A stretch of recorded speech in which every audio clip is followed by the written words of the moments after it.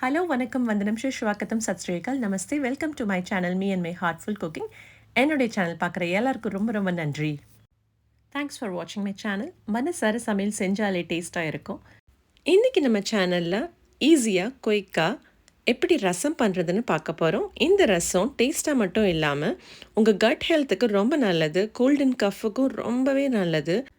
Rasam is my all time favourite. ரசம் இல்லாமல் meals கம்ப்ளீட்டே ஆகாது. ரசத்தில் எவ்வளவோ மெத்தட்ஸ் இருக்குங்க பண்ணுறதுக்கு. இன்றைக்கி நம்ம பார்க்க போகிற ரசம் சட்டுன்னு செய்கிற மாதிரி ஒரு சிம்பிள் ரசம் தான். வாங்க சமைக்கலாம். இங்கே ரசம் பண்ணுறதுக்காக நான் வந்து 2 பெரிய பழுத்த தக்காளியை நான் எடுத்து கட் பண்ணி வச்சுருக்கேன். அதை வந்துட்டு மிக்சர் கிரைண்டரில் போட்டுக்கலாம்.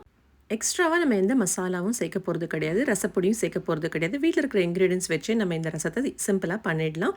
இப்போ 10 to 12 பல் பூண்டு அதையும் போட்டுக்கலாம்.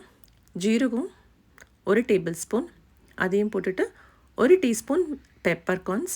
உங்களுக்கு வந்துட்டு ஜாஸ்தி வேணும்னா இந்த இடத்துல ஜாஸ்தியும் நீங்கள் சேர்த்துக்கலாம், காரத்துக்கு தகுந்த மாதிரி.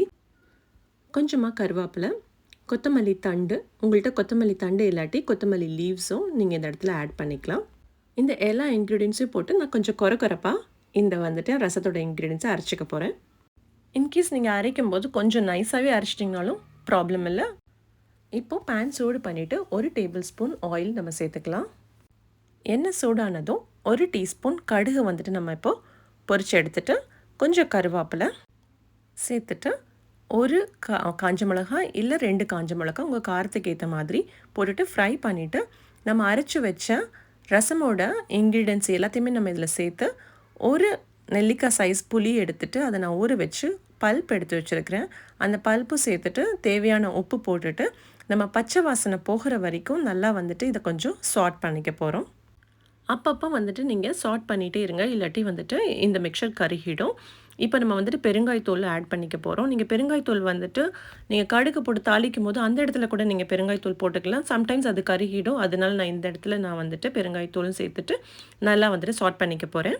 ரசம் செய்யும்போது நிறைய பேர் வந்துட்டு தக்காளி போட்டு வேக வச்சுட்டு அது நல்லா கையில் மசிச்சு அப்படி பண்ணுவாங்க. இது நம்ம குயிக்காக பண்ணுறதுனால எல்லாத்தையுமே மிக்ஸி ஜாரில் போட்டு பண்ணிக்கலாம். நான் வந்து பல்ப் எடுத்த டேமரின் பல்ப்பு.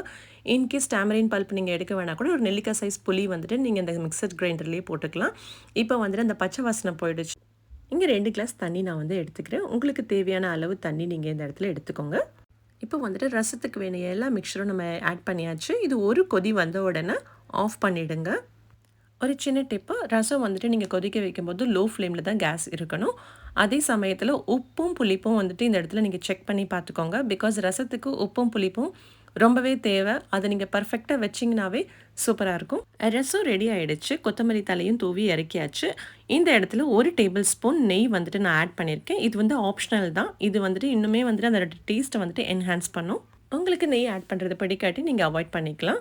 இன்கேஸ் உங்கள்கிட்ட புளி இல்லையா, நோ ப்ராப்ளம். நீங்கள் வந்துட்டு எலுமிச்சம்பழம் ஜூஸ் கூட நீங்கள் வந்துட்டு ஆட் பண்ணி லாஸ்ட்டில் சேர்த்துக்கிட்டா அது கூட நல்லா புளிப்பாக ரசம் வந்துட்டு ஹெல்த்தியாகவும் இருக்கும். நான் ஏன் இந்த ஆல்டர்னேட்டிவ்ஸ் சொல்கிறேன்னா, சம்டைம்ஸ் நம்ம ஏதாவது பண்ணணும்னு சொல்லும்போது தான் வீட்டில் வந்துட்டு ஏதாவது ஒரு பொருள் இருக்காது. அதுக்காக நம்ம ஆல்டர்னேட்டிவ் வந்துட்டு தேடும்போது இதெல்லாமே நான் வந்துட்டு எக்ஸ்பீரியன்ஸ் பண்ணது. அதை நான் உங்கள்கிட்ட ஷேர் பண்ணுறேன். அது உங்களுக்கு யூஸ்ஃபுல்லாக இருக்கும்னு. இப்போ அட்டகாசமாக ரசம் ரெடி ஆகிடுச்சு. அதை பிளேட்டிங்கும் பண்ணியாச்சு. எனக்கு ரச சாதத்தோட அப்பளம், முட்டை ஆம்லேட் சாப்பிட்டா சூப்பராக இருக்கும். இந்த குயிக் ஈஸி சிம்பிள் ரசம் ரெசிபி ரெடி ஆகிடுச்சு. நீங்களும் ட்ரை பண்ணி பாருங்கள். அப்படியே கூட என்னோடய சேனலை லைக், ஷேர், சப்ஸ்கிரைப் பண்ணுங்கள். தேங்க்ஸ் ஃபார் வாட்சிங் மை சேனல். மீண்டும் சந்திப்போம்.